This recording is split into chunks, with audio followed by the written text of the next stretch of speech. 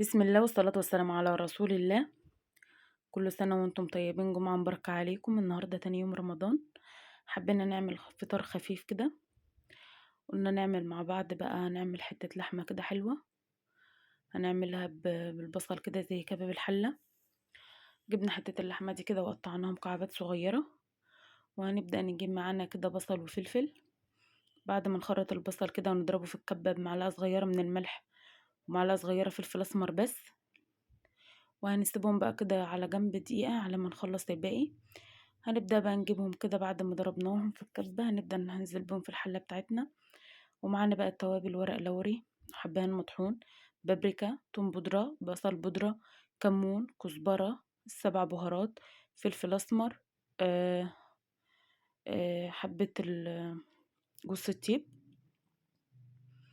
وحبة صغيرين من السكر. وهننزل كده نقطع فلفل اخضر كده على البصلة بتاعتنا. وهبدأ بقى ننزل بالتوابل بتاعتي كلها كده اللي انا قلتها لك دلوقتي. ومعانا كمان دبس رمان وصويا صوص، معلقة ومعلقة بس لتعزيز اللون والطعم زي ما انت شايفة قدامك كده. وهبدأ بقى ان انا اعمل التتبيلة بتاعتي دي، وهسيب اللحمة فيها حوالي من ساعة لساعة ونص. طبعا انتي ومقدرتك ممكن كمان تبيتيها ليلة وتطلع معاكي في منتهى الجمال. طبعا احنا غسلين اللحمة وسايبينها تتصفى. طبعا انا بوريكي المكعبات انا مقطعاها قد ايه، هي زي كباب الحلة كده، بس هتعجبك اوي ان شاء الله. طريقتها سهلة وبسيطة جدا. هتبداي بقى ان انتي تقلبيها كده، ما بتاخدش منك وقت ولا مجهود، وهو يوم وبيعدي. هتقلبي بقى اللحمة بتاعتك كده وتسيبيها على جنب تتبل يعني. ومعانا فاصوليا هنا كده خضرا، نقعنا في مية سخنة عشان اللهم ذكرني، عشان ما تاخدش سوا كتير يعني. وهبدأ كده اجيب بصلية صغيرة كده عشان اقلل الفاصوليا بتاعتي. هبدأ ان انا اقطعها صغير كده. طبعا انتوا عارفين ان الخضار ما بيحبش البصل كبير قوي، بتقطعيها صغيرة كده.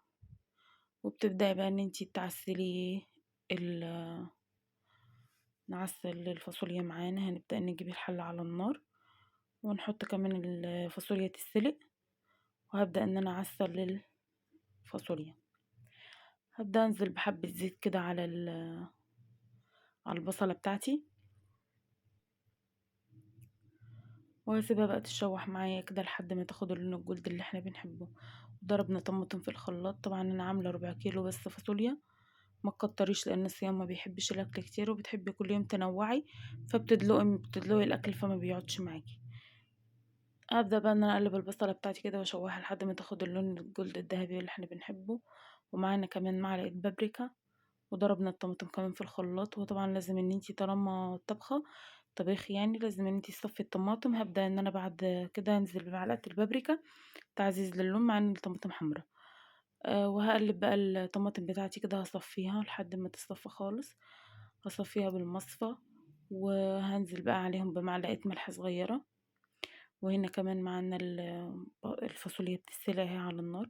ما بتاخدش منك وقت خالص في السليق. طالما نقعاها ما بتاخدش منك وقت خالص.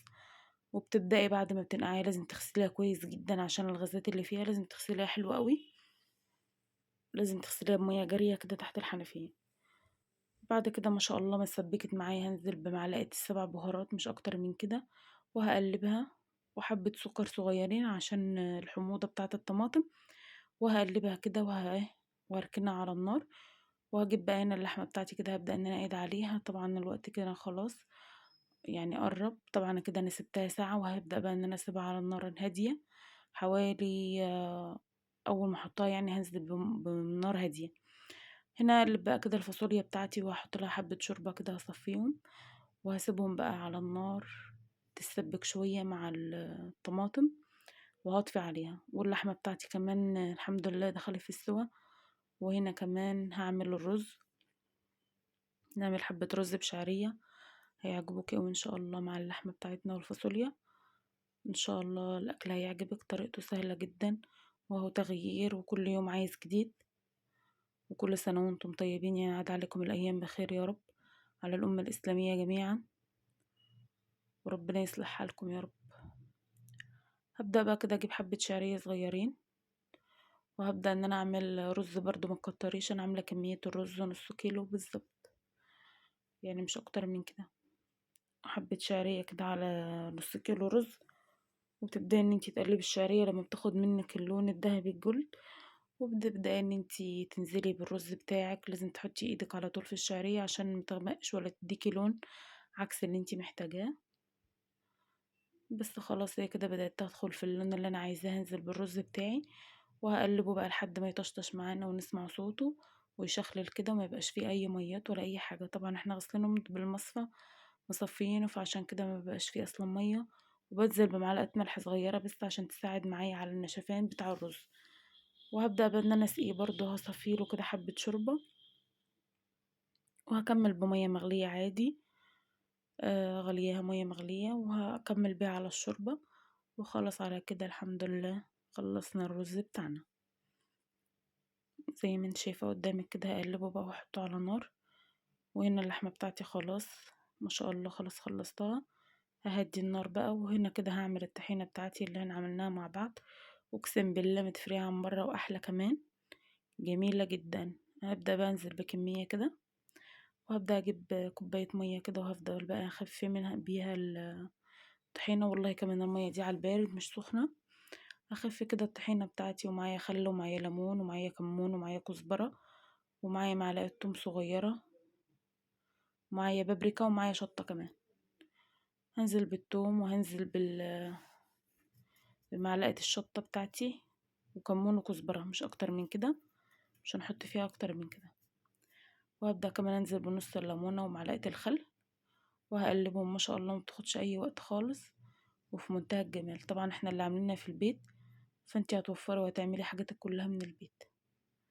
وحطيت الملح كمان، ما بتكتريش ملح لان هي الطحينة من النوع اللي بتمتص الملح بسرعة وبتحدق.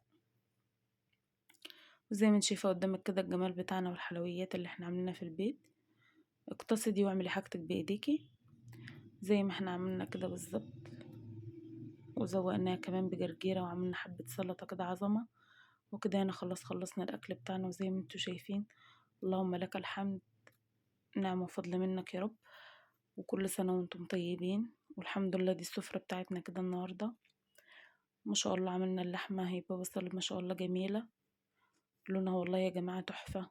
وعملنا الفاصوليا الحلوة بتاعتنا دي، وعملنا الرز والسلطة والطحينة واللهم لك الحمد. وعملنا كمان عصير مانجا، نعمة قوي وفضل من ربنا علينا الحمد لله. ربنا يديمها نعمة ويحفظها من الزوال. كل سنة وانتم طيبين. ربنا يجعل أيامكم كلها خير وفرح وهنا.